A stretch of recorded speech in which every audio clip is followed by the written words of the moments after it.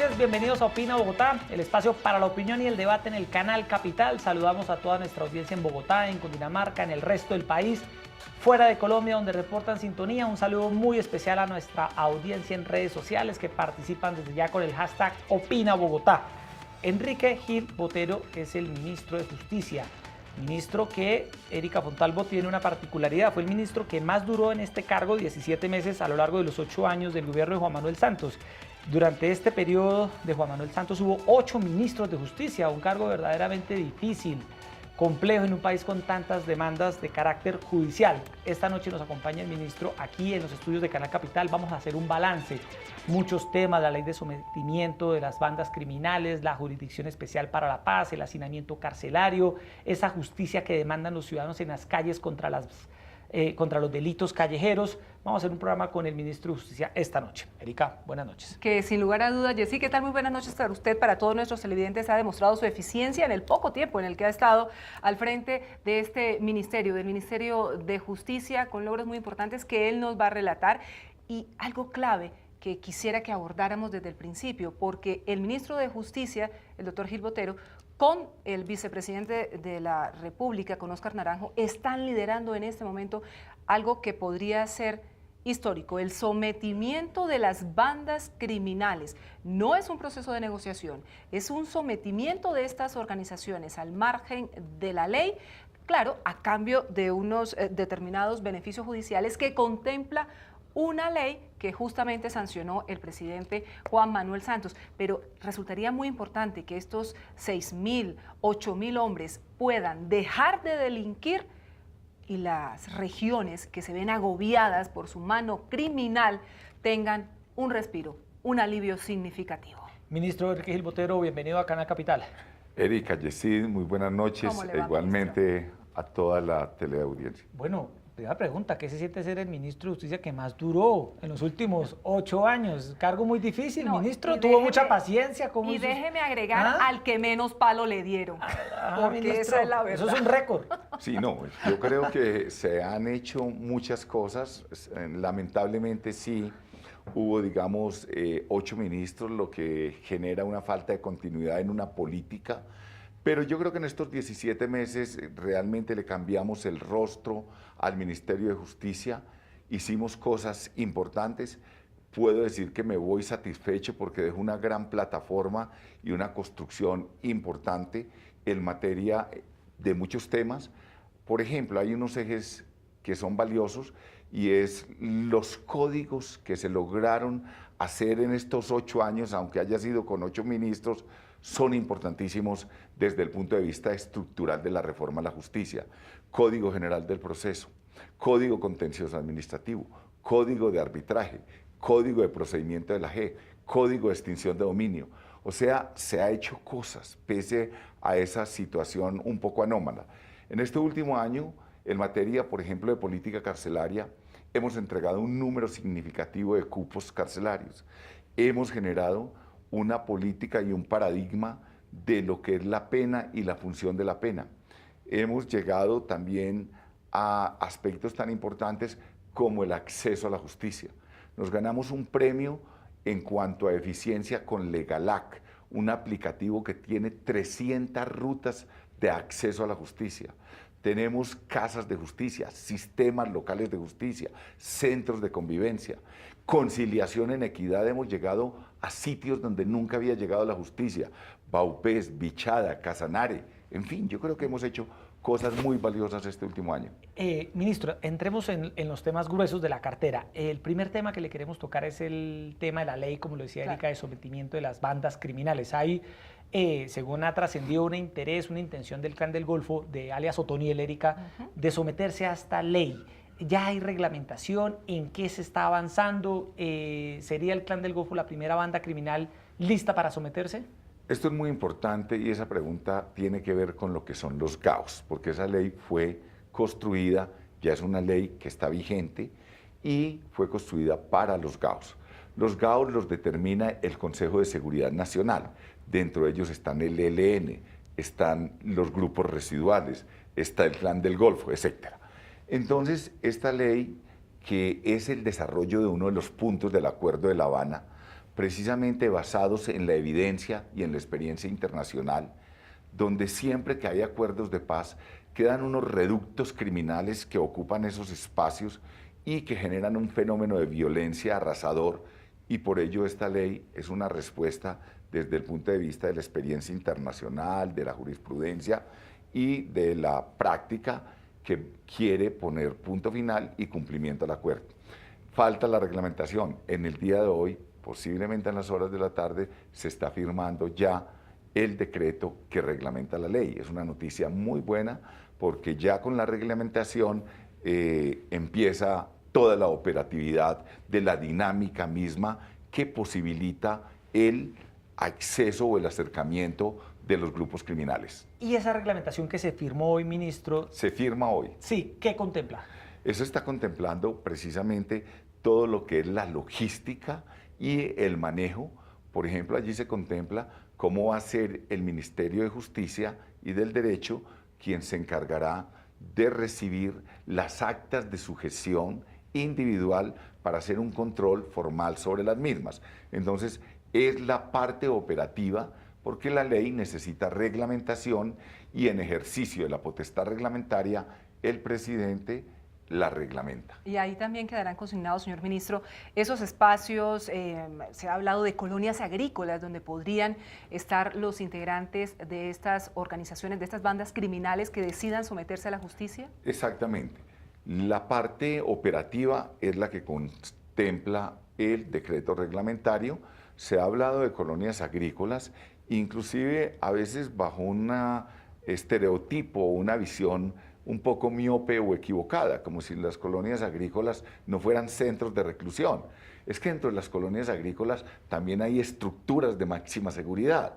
La colonia agrícola es un espacio que yo personalmente defiendo porque es un entorno de rehabilitación y de resocialización, sobre todo en nuestro medio donde sabemos que hay mucho campesino, hay gente que vive en regiones y podemos a través de las colonias agrícolas, como las que estamos tratando de implementar en Yarumal, e igualmente estamos buscando que sea una colonia agrícola en las cárceles nuevas que se piensen construir, porque da espacios de una política penitenciaria productiva, o sea, de la industria penitenciaria, porque, por ejemplo, veamos lo que se ha diseñado con Yarumal.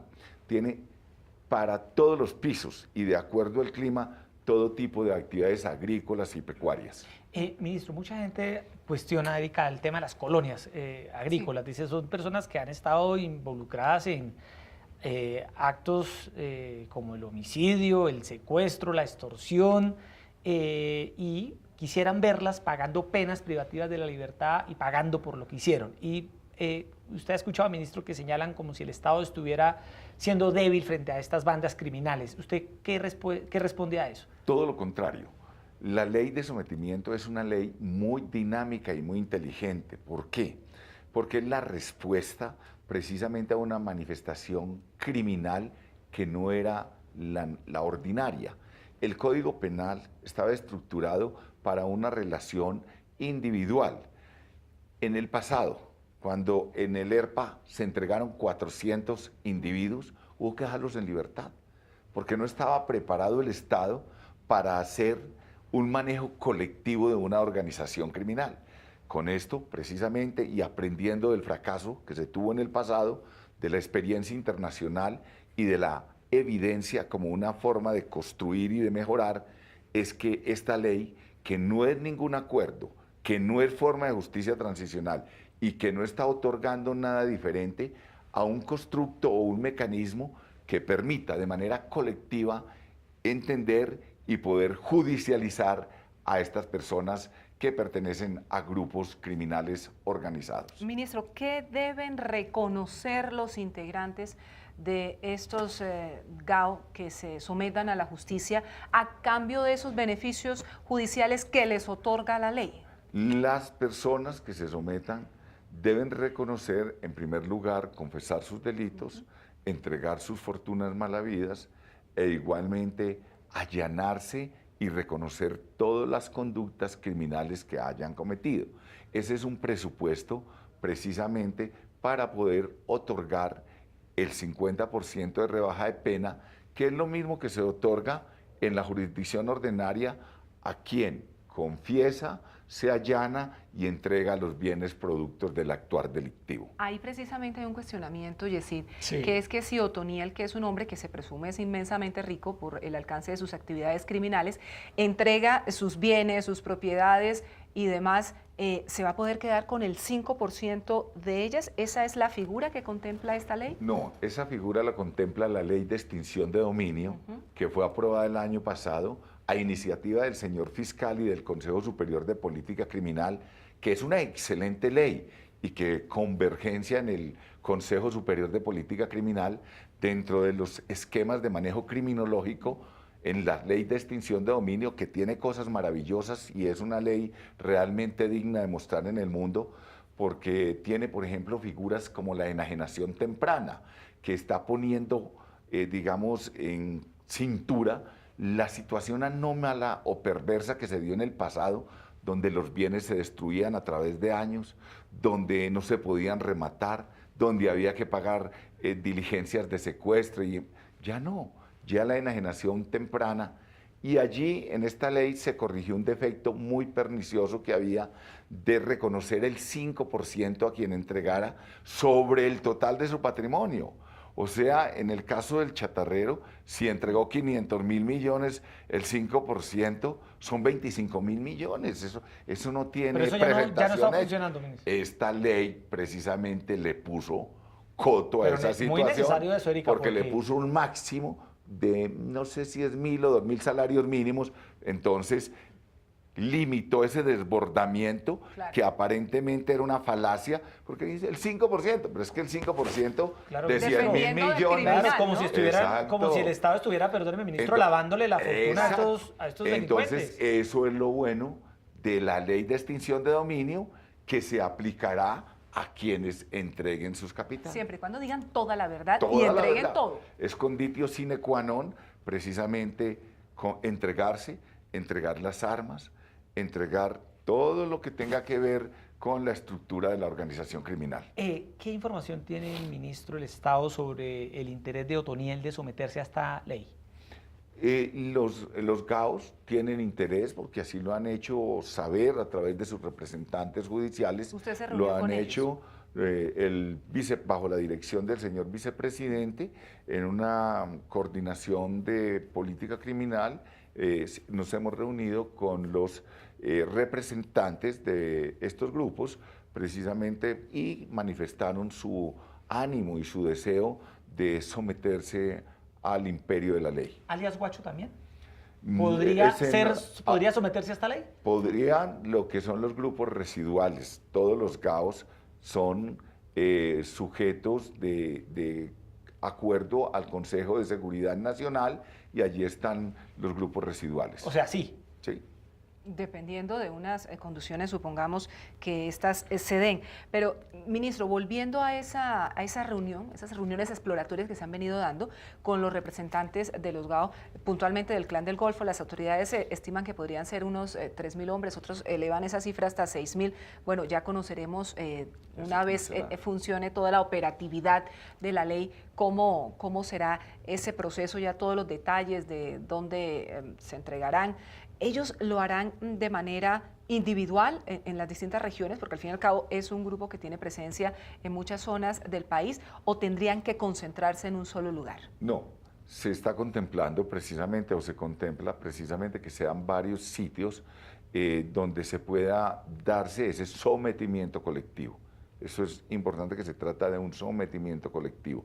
Una estructura como la del Clan del Golfo, que tiene, digamos, agencias en diversos departamentos, tendrá que acercarse a los sitios que el gobierno designe, donde van a ser los centros de acogimiento. ¿Y quiénes los van a recibir en ese punto? ¿Cómo está? Allí esa es una función que corresponde a nivel interinstitucional a LUSPEC, al IMPEC, a las fuerzas militares.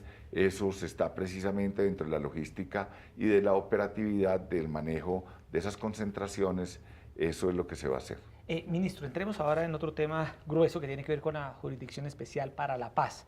El Centro Democrático introdujo 2 reformas en la votación de la reglamentación de la JEP que no fueron del agrado del gobierno. Lo que tiene que ver con el Tribunal de los Militares y lo que tiene que ver con la facultad de la JEP para decidir el tema de la extradición. Sí. El gobierno, ¿qué labores ya adelantó? Habían anunciado una demanda en ese sentido a raíz de estas 2 reformas a la JEP. Sí, yo inclusive intervine en el Congreso precisamente frente a la norma que impedía que se practicaran pruebas a efectos de determinar la fecha exacta, si era antes del 1 o después del 1 de diciembre de 2016, y eso es clave. Y es clave porque es un asunto de lógica jurídica, es de derecho probatorio. El derecho probatorio es una ciencia reconstructiva o arqueológica en el entendido de que puede fijar un acontecimiento en el tiempo. Entonces, me parecía imposible. Los grandes autores de derecho probatorio, Delepian, Framarino de Malatesta, Gore, todos los tratadistas de derecho probatorio definen claramente para qué sirve el derecho probatorio, para establecer cosas. Desde luego, quitarle esta facultad a un juez es cortarle las alas, porque entonces ¿de dónde el juez va a poder establecer si un hecho aconteció antes o después? Necesita ineludiblemente pruebas, pero esto ya lo resolvió la Corte.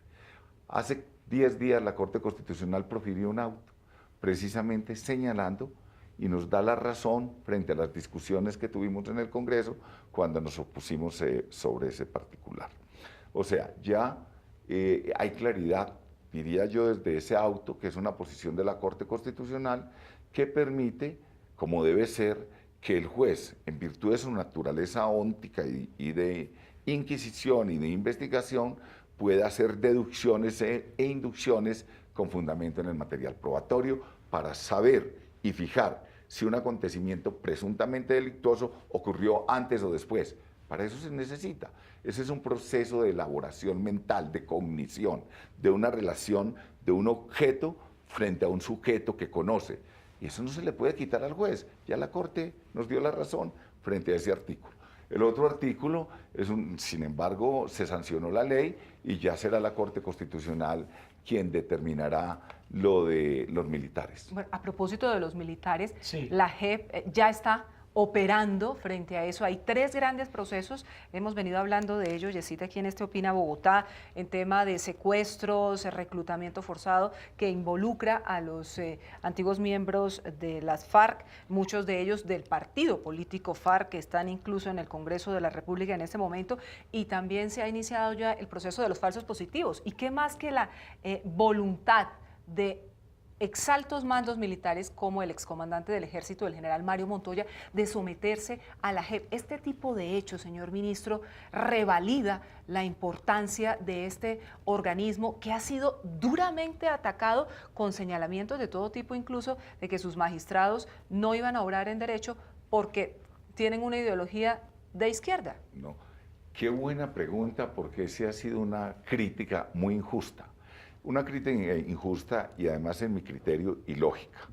Si vamos a nombrar magistrados que tengan que ver con violaciones sistemáticas de derechos humanos y de crímenes de lesa humanidad, es obvio que tenemos que nombrar expertos en derecho humanitario. Miren, las personas que allí fueron seleccionadas son escogidas por 5 integrantes de una comisión de las más altas calidades. Diego García Sayán es ministro de Justicia del Perú, es presidente de la Corte Interamericana de Derechos Humanos, el español, magistrado del Tribunal Europeo de Derechos Humanos, presidente de la Corte Suprema de Justicia. En fin, son personas de unas condiciones y un aquilatamiento intelectual extraordinario, que nombraron gente o magistrados que son expertos en derechos humanos. Magnífico, porque precisamente van a comprender eso. No podemos estigmatizar o hacer una macartización de un juez por su ideología. Desde luego que no, porque obviamente los magistrados que están integrando la JEP son muy variopintos, hay de todos los hay magistrados, hay magistrados del Consejo de Estado, hay magistrados de la Corte Constitucional, hay gente afro, hay de toda la representatividad como debe ser, y yo creo que eso realmente no tiene fundamento siquiera, y considero personalmente que no va a pasar esas inhabilidades que se quisieron introducir, porque es que eso se cae de su peso, que hay que nombrar gente que conozca el tema. El otro punto que me parece muy importante, y es que estamos construyendo un nuevo país. Tener una institución como la JEP obedece precisamente a una realidad diferente, a una realidad de lo que es la justicia transicional. Y en este esquema, que es único y el más completo en el mundo, se reúnen dos factores. Uno, la Jurisdicción Especial para la Paz, que es el esquema de justicia, pero también hay un componente extrajudicial que es tan valioso o más valioso que ese, que es la Comisión de la Verdad y la Unidad de Búsqueda de Personas Desaparecidas.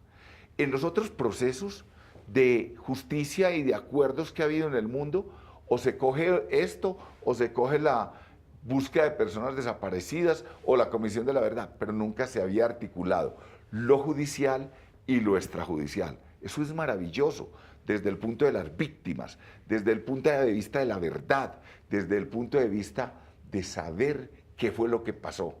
Eso es único en el mundo. Ministro, ¿qué va a pasar con Santrich? Santrich está sometido, como debe, todo el mundo estamos sometidos al imperio de la ley.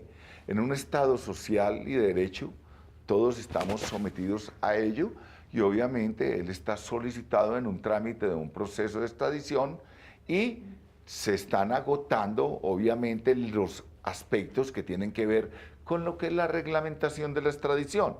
Recordemos que es muy importante porque la JEP ya en este momento tendrá que determinar si la presunta acusación o la acusación por unos presuntos hechos delictuosos son antes o después, para determinar si el tema Santrich pasa a la Corte Suprema y a la Justicia Ordinaria, y si allí pasa, se inicia un trámite donde recordemos que la extradición además es un aspecto discrecional del presidente de la República. Ya eso pues le toca al nuevo gobierno, Claro. desde luego. Sí, ministro, mucha gente se pregunta con AGEP y demás. Erika, ya está empezando a funcionar con los casos que usted señalaba de los militares, pero las víctimas de las FARC quieren saber, ministro, si realmente la JEP les va a permitir las tres condiciones que se reclaman en este tipo de justicias transicionales, que es verdad, justicia, reparación, y una cuarta, que es no repetición. Sí. Usted como ministro de Justicia le da garantía a las víctimas de las FARC que vamos a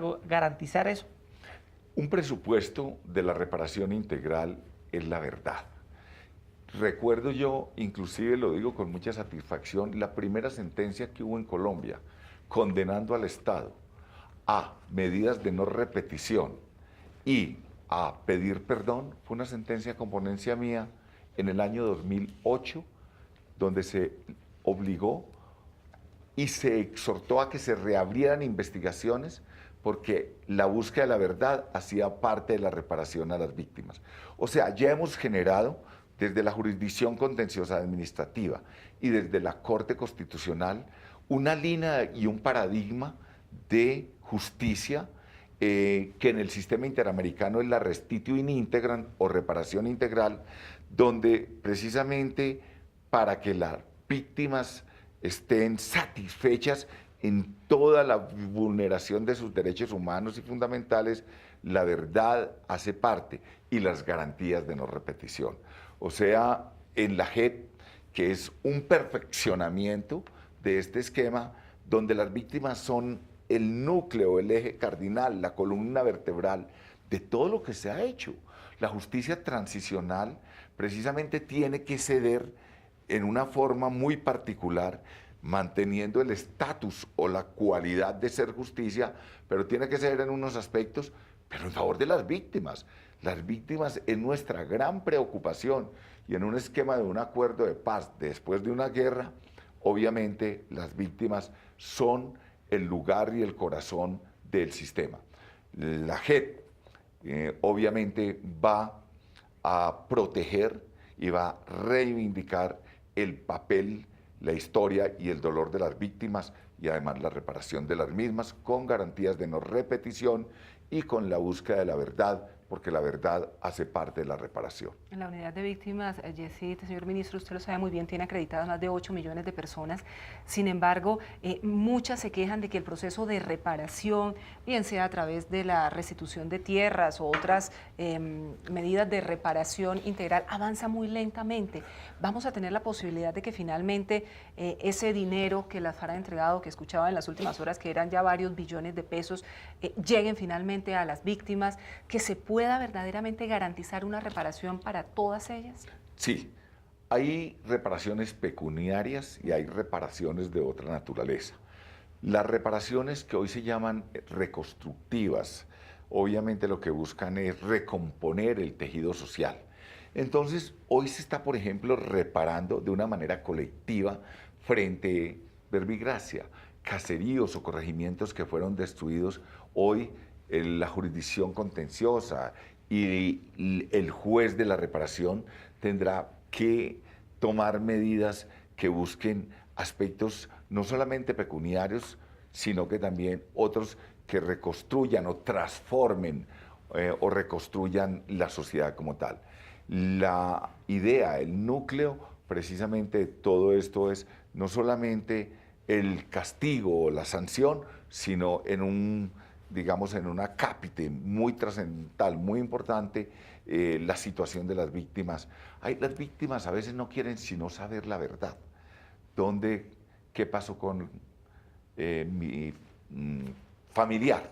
Le cuento, yo acabo de pedir perdón por el Estado colombiano hace 8 días en un corregimiento en La Guajira que se llama Caracolí, donde los paramilitares asesinaron 17 personas, entre ellos un niño de 13 años, y allí se condenó al Estado, y estábamos dentro de las medidas, era pedir excusas, disculpas, y yo como ministro de Justicia señalé que yo no iba a pedir disculpas como decía la sentencia, porque me parecía poco light, que yo iba a pedir perdón en nombre del Estado colombiano, que cualitativa era más, y la madre lo único que pedía era que encontráramos la cabeza de su hijo que fue descuartizado vivo y que ella lo que quería era encontrar el cráneo de su hijo. Eso es lo que quiere la gente. A la gente no le interesa, quiere saber dónde está la cabeza de su hijo. ¿Dónde quedaron los restos de los desaparecidos? Qué doloroso ese episodio es la que usted historia de relata. Colombia. Así es, ministro. Por eso las víctimas quieren saber la verdad. Ministro, otro tema que usted tuvo que enfrentar desde la cartera es esta crisis de la justicia, este desprestigio, los escándalos de las altas cortes, la Corte Constitucional, el caso del magistrado Pretel. Cartel de la toga. El cartel de la toga. Como ministro de Justicia, ¿qué reflexión hace usted sobre esa crisis, perdóneme, ministro, pero totalmente ética de la justicia en Colombia? Yo creo que la crisis de la justicia en Colombia refleja la crisis de valores de la sociedad colombiana. Y lo digo en el entendimiento de que hemos generado una cultura desde niños que no es la apropiada para ser excelentes ciudadanos. Aquellos viejos dichos de que hijo consiga plata como sea, pero consiga plata. Aquel comportamiento donde se aplaude al niño que hace la trampa o que pastelea en el examen. Porque el vivo vive del bobo. El vivo, tristemente. Exacto. Es una cultura de la indiferencia y del desprecio a los valores. Yo creo que tenemos que replantear desde la familia misma, construir mejores seres humanos. La educación es importante, miremos, eso ya está inventado. Por ejemplo, en la India, en Estados Unidos, en la India con Tagore, en Estados Unidos con Martha Nussbaum, como enseña, todo el problema de educación es lo que ha permitido la transformación de las sociedades. Yo creo que el problema educacional es muy importante, pero la pregunta específicamente, uno de los pilares que yo he propuesto siempre, hay que transformar la educación en el derecho, en el manejo de las universidades, porque estamos haciendo tecnócratas, no humanistas. Y Martha Nussbaum señala que cuando el humanismo tambalea y se desprecia en aras de la tecnocracia, la democracia está en peligro. Hoy se mira con desdén las humanidades, la filosofía, la poesía, el arte, la danza, la música. Ya eso no se mira porque lo que hay que hacer es conseguir plata y manejar muy bien los sistemas y aplicaciones. No, los seres humanos pueden ser eficientes, pero tienen que tener una base y una conceptualización humanista. Hay que volver a reconquistar el humanismo, los valores. En el campo específico de la justicia, Sí. que es el que nos interesa, ve uno con tristeza cómo realmente se ha deshumanizado un poco, en cierta medida, la tarea sagrada de administrar justicia. Y a los juzgados deben llegar, como se decía en el pasado, personas que hagan de su vida un sacerdocio. Por eso yo he dicho, frente a la reforma de justicia, que todas las funciones electorales se les deben quitar a las Cortes. Eso los distrae en frivolidades políticas cuando su ejercicio sagrado, bajo la toga, es del sacerdocio. Y entonces, cuando una sociedad desconfía de sus jueces, la democracia está en peligro. Eso es muy grave porque sin justicia no puede haber paz. Sin justicia no puede haber estabilidad social. Yo creo que tenemos que hacer una gran reflexión, empoderar nuevamente a la justicia en el entendimiento de sancionar, porque en todas las profesiones habrá personas que se salen de los cauces de la ética y de los Pero valores. es que aquí Pero se iban además- saliendo de los cauces de la No, Corte no. Constitucional, la Todo. Corte Suprema Fue de un tema Justicia, muy complejo. el Consejo Superior de la Judicatura. Erika, y usted, aunque Crisis de valores. Iván Duque Sí. ya echó para atrás un poco esa propuesta, ¿no? Sí. Pero se alcanzó a ventilar la unificación de las Cortes, ministro, como una manera de hacerle una cirugía drástica a la justicia. Antes de la pregunta, Erika, ministro, concretamente, ¿a usted le gustaba esa idea de unificar las Cortes? Yo creo que ese no es el problema. Yo creo que el problema es de ejercer unos reales controles. Cuando la Constitución del 91 se adoptó, se quiso hacer un balanceo y un ejercicio de pesos y contrapesos, pero fue mal diseñado.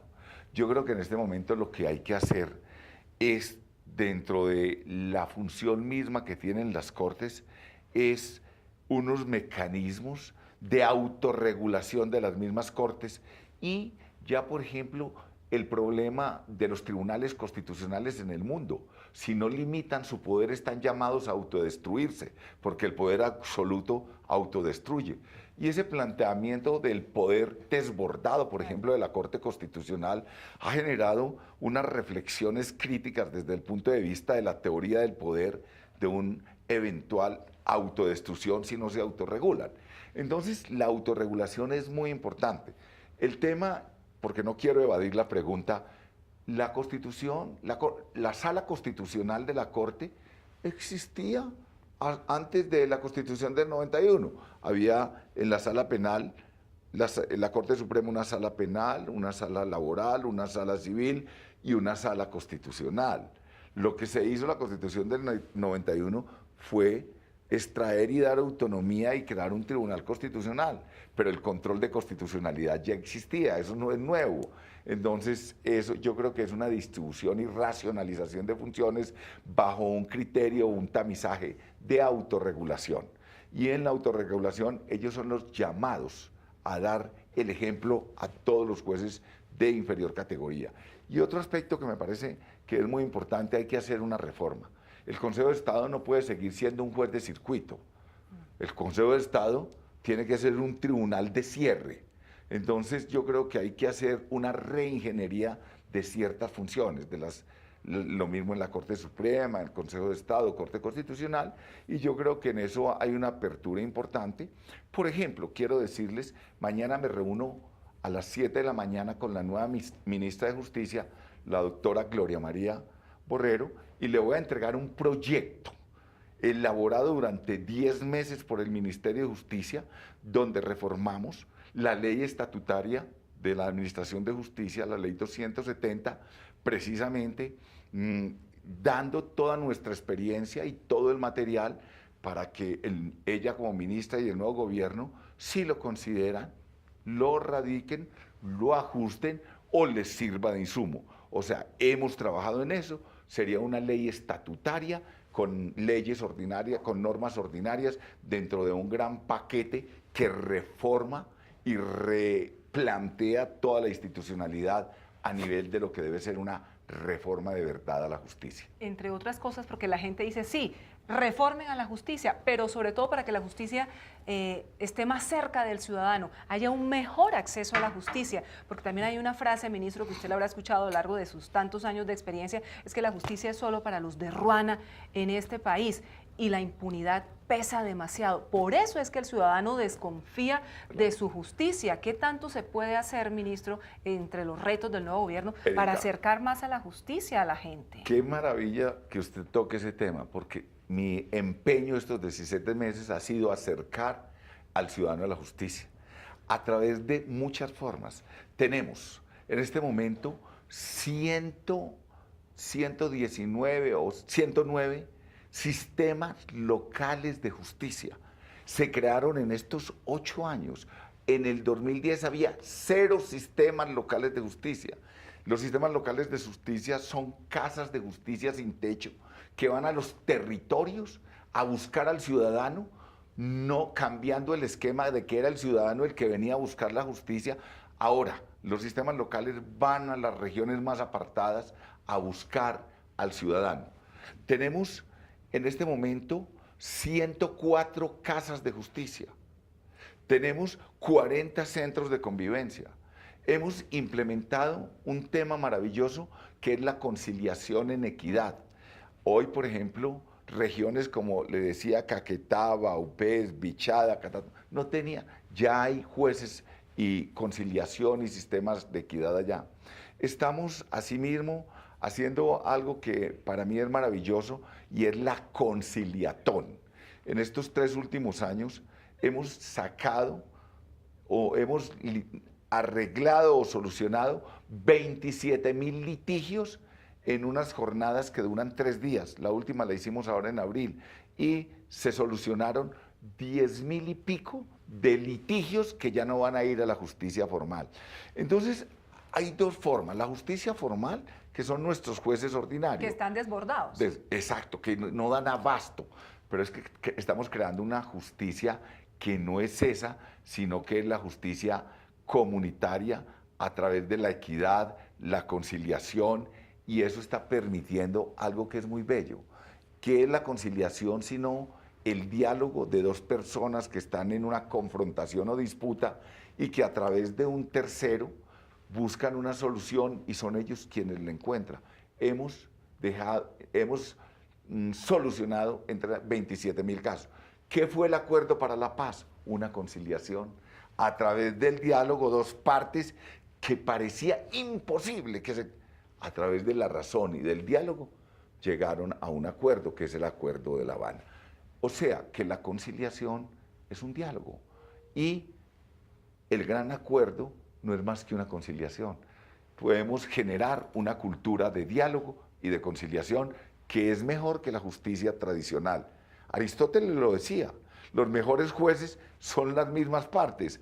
El juez del Estado solo debe intervenir por allá cuando ellos no solucionan, pero son ellos mismos quienes son sus jueces. El otro tema donde vimos al ministro de Justicia en estos 17 meses dándose duras batallas es en el tema del hacinamiento carcelario.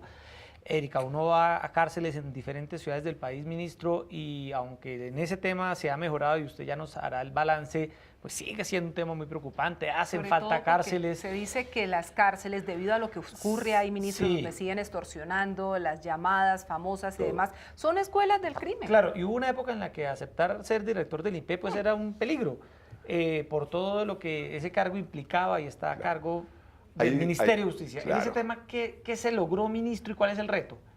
El reto es grande. Hay una problemática que es muy triste y es que hay un estado de cosas inconstitucional.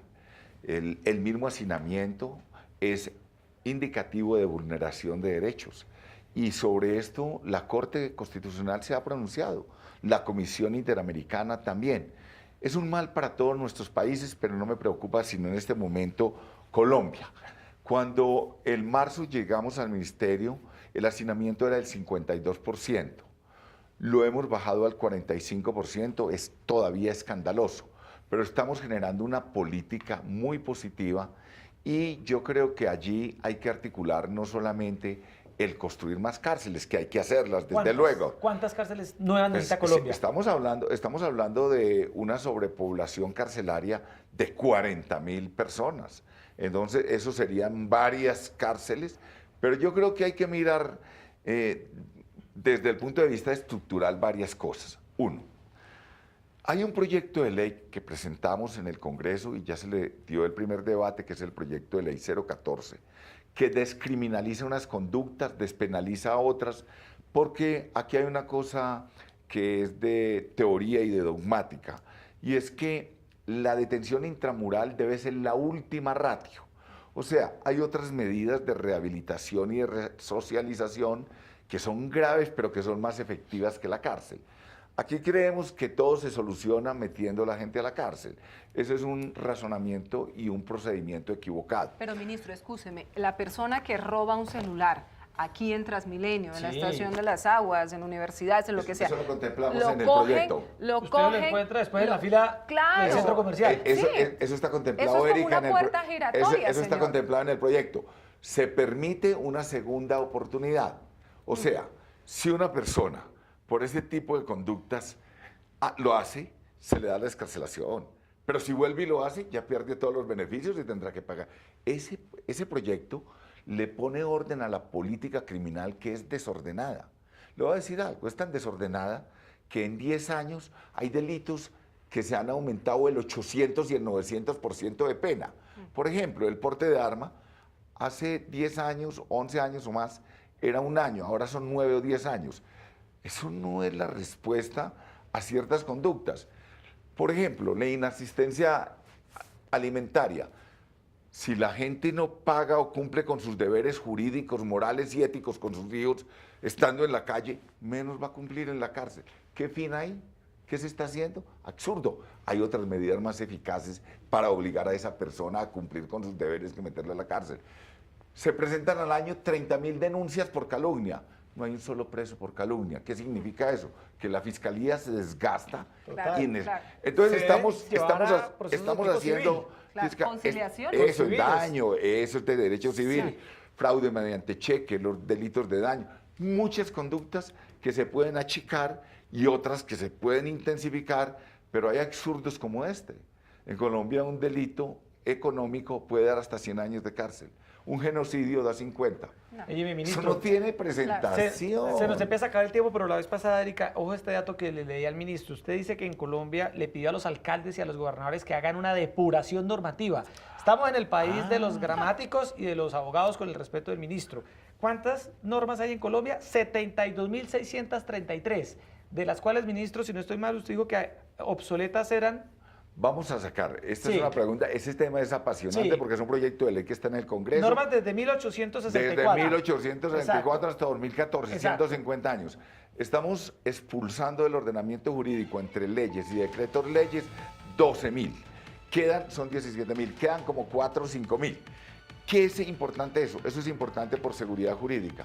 Había normas desde el pasado que eran, hoy desencadenarían hilaridad, risa, pero están vigentes. Entonces vamos a depurar todo eso, el proyecto está en el Congreso, pero yo mi invitación, y agradezco la pregunta de Jessy porque es muy importante, es la cultura que se puede reflejar en los departamentos y en los municipios para que revisen las ordenanzas y los acuerdos y simplifiquemos todo el acervo normativo del país y sería maravilloso para seguridad jurídica, para formación.